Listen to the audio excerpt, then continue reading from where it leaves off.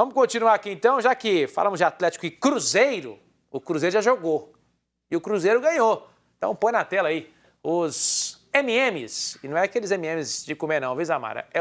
São os melhores momentos. A gente vai trazer para você aí, ó.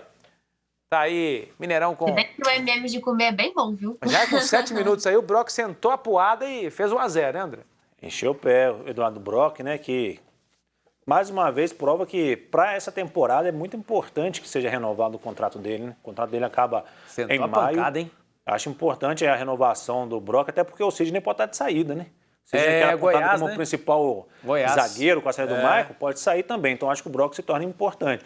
E o Cruzeiro ontem, eu confesso que eu tinha uma dúvida de como seria esse jogo contra o Atlético, porque o Atlético é do interior, realmente é a equipe que está muito à frente das demais, uma equipe muito bem estruturada, tinha a melhor defesa do campeonato, é do Atlético, e o Cruzeiro foi lá, conseguiu fazer 2 gols, conseguiu reverter essa vantagem, pode perder por 1 gol de diferença, que garante a vaga na final. Então, assim, acho que o Atlético valorizou demais esse jogo, esse resultado para o Cruzeiro tem que ser muito comemorado. E o Atlético também deixa uma impressão muito boa de que vai conseguir atingir o seu objetivo.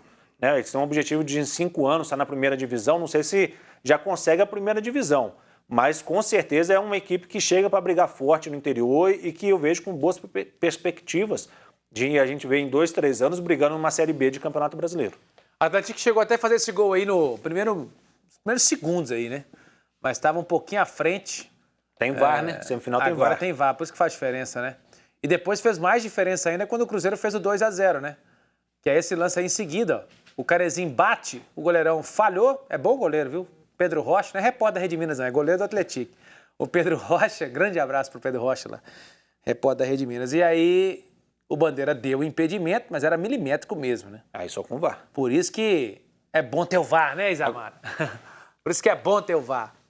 Deixa tudo mais justo, né, Paulinho? Porque imagina só, se o gol do Atlético não tem o VAR e aí vale, a situação toda ia ficar totalmente diferente pro Cruzeiro, né?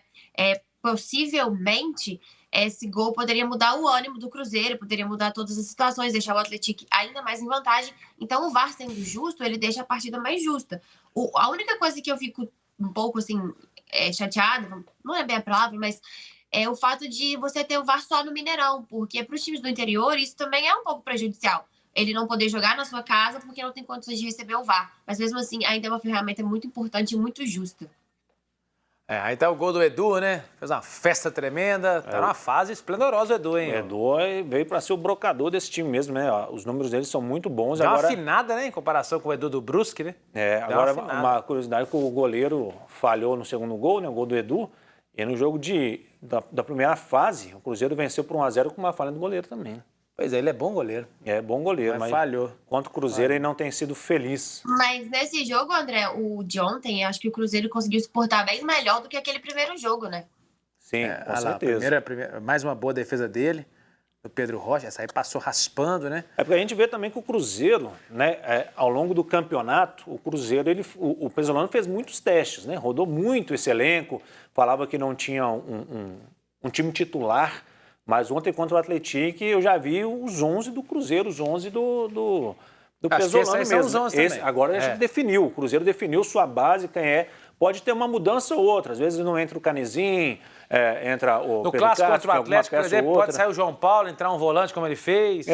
Agora ele tem aquelas mudanças de 1 ou 2 peças apenas para se adequar a um jogo específico. Mas com relação ao time titular, eu acho que agora já dá para você cantar aí qual é a escalação preferida do Pesolano, porque contra o Atlético, para mim, jogaram os titulares do Cruzeiro.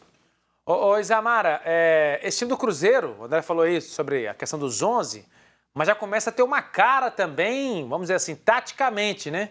É importante. Acho que o Cruzeiro, nem quando o Cruzeiro tinha um grande time em termos de valores, né, individuais, lá em 2019, tinha um time tão arrumadinho como esse do Pesolano, né, ô Isamara? Arrumadinho, joga em conjunto muito bem. A gente vê que o Cruzeiro conseguiu entender muito bem o que o Pesolano queria, né, Paulinho?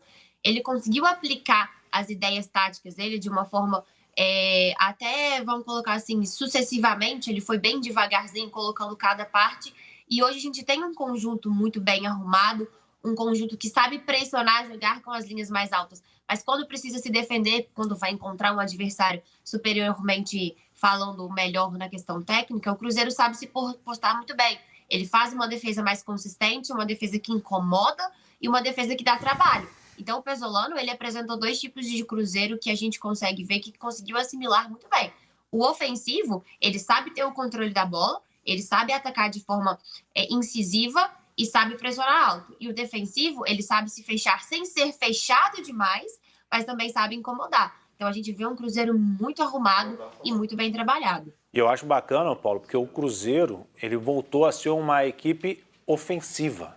E eu acho isso muito legal. Eu gosto do futebol ofensivo, eu não gosto de treinadores que, por mais que tenham resultados, jogam muito fechado, igual o Cruzeiro vinha jogando nos últimos anos, né? Mesmo desde a época do Mano, que é um time muito retranqueiro, muito fechado.